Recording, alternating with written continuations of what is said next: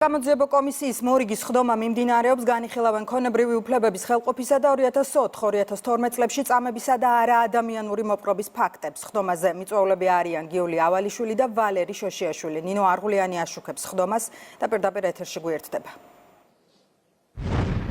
ბიზნესმენი, რომელსაც ახლა საგამოძიებო კომისია უსმენს, საკუთარ თავს ნაციონალური მოძრაობის ტყვეს უწოდებს და პრინციპში ისტორიას, რომელსაც ისყვება, სწორედ ასე შეიძლება ვუწოდოთ, რომ ის ნამდვილად გამოდის, რომ ნაციონალური მოძრაობის ტყვე იყო.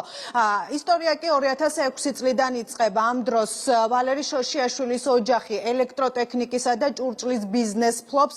მას ნაციონალური მოძრაობა, მის კომპანიას ნაციონალური მოძრაობა ხელოვნურ დაბრკოლებებს უქმნის საბაჟოზე და ამ დაბრკოლებების მოსაგვარებლად თვეში $15,000 თხოვს. ამ პროცესში კი ჩართული იყო დავით კირკიტაძის ძმა ირაკლი კირკიტაძე, რომელიც მაშინ ფინანსური პოლიციის ერთ-ერთი დეპარტამენტის ხელმძღვანელი იყო. როგორც შოშიაშვილი განმარტავს, სწორედ ირაკლი კირკიტაძე მოსთხოვა მას ნაციონალური მოძრაობისთვის საარჩევნოდ $100,000 ჩარიცხვა და ასევე ირაკლი კირკიტაძე მოსთხოვა მას გიორგი თარგამაძის ქრისტიან დემოკრატებისთვის ერთ-ერთი ტელევიზიის ეთერში სარეკლამო დროის ყიდვა. მოგვიანებით კი კირკიტაძე მისი კომპანიის დირექტორი ხდება. 9 თვის განმავლობაში ის კომპანიას ანადგურებს და ამის შემდეგ მიდის შოშიაშვილების ბიზნესიდან. თუმცა ამბავი ამით არ სრულდება. როგორც დღეს ბიზნესმენმა გაიხსენა, ურეკავს ბექა ბასილაია, დღეს მიხეილ სააკაშვილის ადვოკატი, მაშინ გამომძიებელი იყო და სწორედ ბექა ბასილაია ემუქრება წამებით, ციხეში ჩასმით, ოჯახის წევრებზე ზეწოლით,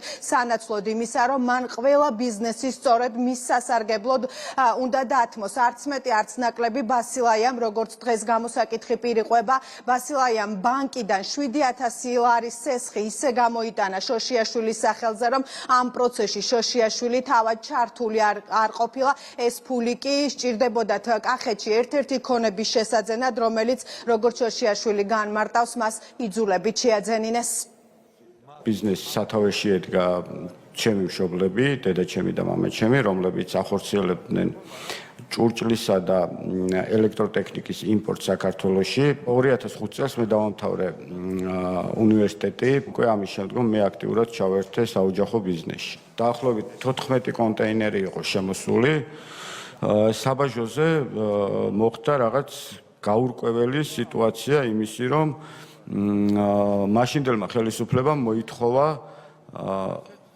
ექსპერტიზის დასკვნა, უნდა ქონოდა თითოეულ კონტეინერს. ამ ექსპერტიზის დასკვნაზე არანაირი კითხვა, არაფერი საბუთი არ არსებობდა იმის, თუ რა დასკვნა უნდა ყოფილიყო და მაშინ გაჩერდა დაახლოებით საბაჟოზე ჯამში იყო 100-150 კონტეინერი. რა თქმა უნდა, იმპორტიორებმა ყველამ გავაპროტესტეთ ეს. სწორედ ამ დროს მე მიბარებენ ფინანსურ პოლიციაში, პირდაპირ კომუნიკაციაზე გამოვიდა ირაკლი კირკიტაძე. მაშინ იყო ფინანსური პოლიციის ქალაქის უფროსი თუ რაღაც თბილისის უფროსი და თქვა ესეთი რაღაც. აქედან კონტეინერი ვერ გავა ვერასდროს, თუ თითოეულ კონტეინერზე არ იქნება გადახდილი $1,500. ხელზია ლაპარაკი. ხელზია ლაპარაკი, დიახ. ჯამში ჩვენ შემოქონდა თვეში 10 კონტეინერი, სადღაც საშუალოდ $15,000, ვიცით რომ იყო გადასახდელი. მან ისე დააკონკრეტა, რომ ეს თანხა მიდიოდა ბატონ ვანოსთან. და ბატონი ვანო იყო საქმის კურსში, მერაბიშვილი 2007 თუ 8 წელი იყო, ზუსტად არ მახსოვს, საპარლამენტო არჩევნების პერიოდი იყო, რომ მე შემოწირულობის სახით უნდა მიმეცა გარკვეული თანხა ჩემი შეპესედან, გარდა იმისი, რაც წინა თანხა თქვი, რომ უნდა გადამერიცხა. რა თანხაზე იყო ლაპარაკი? $100,000 იყო ეს თანხა. არასდროს არ ყოფილვარ მე მათი არც გულანთებული ხარდამჭერი, მაგრამ მე ვიყავი მათი ტყვე. ხარიცით ბატონი ირაკლი კირკიტაძე, დავით კირკიტაძის ვინ არის? ძმა, მათ მითხრეს, რომ აუცილებლად გადასახდელი იყო ეს თანხა. გამომდინარე იქიდან, რომ მერე უკვე გაბრაზდებოდნენ მათი ზემდგომები და ამ გაბრაზებას ვერავინ ვერაფერს ვეღარ უშველიდა. რა თქმა უნდა, ეს თანხა ჩვენ საბანკო სესხი ავიღეთ და შემოწირულობის სახით გადავრიცხე ნაციონალური მოძრაობის ანგარიშზე ჩემი ნების საწინააღმდეგო. თან პარალელურად გრძელდება ამ კონტეინერზე $1,500 გადახდა 2010 წელს ისევ მიბარებენ და მეუნებიან, რომ აქ უკვე შემოწირულობას აღარ მთხოვენ ნაციონალური მოძრაობის ანგარიშზე და მეუნებიან საეთერო დრო უნდა უყიდო ქრისტიან დემოკრატიულ მოძრაობას, გიორგი თარგამაძის პარტიას რუსთავი 2-ზე. ვისგან მოდის ეს დავალება? ირაკლი კირკიტაძე. ფინანსური პოლიცია, ფინანსურიდან მოდის დავალება, რომ რუსთავი 2-ზე უნდა უყიდო საეთერო დრო, რომლის ღირებულებაც არის 50,000 ლარი და ეს თანხა უნდა გადაურიცხო რუსთავი 2-ის ანგარიშზე. მართლა გაუცებული დავრჩი, იმიტომ რომ ვიცოდი, რომ სახელმწიფო პარტია იყო ნაციონალური მოძრაობა და ჩემი ნების საწინააღმდეგოდ ვიყავი ნაციონალური მოძრაობის ტყვე და ეხლა ეს ახალი პარტია საიდან გამოჩნდა მეთქი, მამაჩემს პირველი ეგუთხარი, ეს ქრისტიან დემოკრატები რაღაც შუაში არიან მეთქი. მაშინ ირაკლი მიპასუხა ესეთი რაღაცა, რომ ჩვენ ერთნი ვართ და ჩვენში სხვაობა არ არის. ირაკლი კირკიტაძე, თბილისის ფინანსური პოლიციის ერთ-ერთი ხელმძღვანელი გეუბნებათ, რომ ჩვენსა და ქრისტიან დემოკრატებს შორის განსხვავება არ არის. განსხვავება არ არის, ჩვენ ვართ არც ისინი არიან ქრისტიანები და არც ჩვენ. არც ჩვენ ვართ დემოკრატები. და 2010 წელს ირაკლი კირკიტაძე ითხოვს უკვე ჩემი შეპესის გადაფორმებას. ოფიციალურად ამბობს, რომ ის უნდა გახდეს შეპესე ენკა ჰაუსის დირექტორი. ოფიციალურ შეხვედრაზე დამიბარა და მითხრა, რომ უნდა გადამეფორმებინა ეს ბიზნესი. მიზეზი იყო ის, რომ კონტეინერები ვეღარ შემოდისო, უკმაყოფილოები არიან, ვისთანაც მიმაქვს თანხაო და ეს იყო ვანო მერაბიშვილი. და ამიტომ ეს უნდა გადავაფორმო მე და მე უკვე უნდა დავიწყო ჩახედვა რა არის ბიზნესში პრობლემა. თქვენ დათანხმდით იმ შეხვედრაზე? მე დავთანხმდი, მე არანაირი უფლება არ მქონდა, მე დასაწყისში აღნიშნე, რომ მე ვიყავი ტყვე ჩვეულებრივი ნაციონალური მოძრაობის. ერთ-ერთზე შეხვდით? ერთ-ერთზე შეხვდით და ამ მონაწერში ჩანს, რომ ირაკლი კირკიტაძე არის შეპესე ენკა ჰაუსის დირექტორი.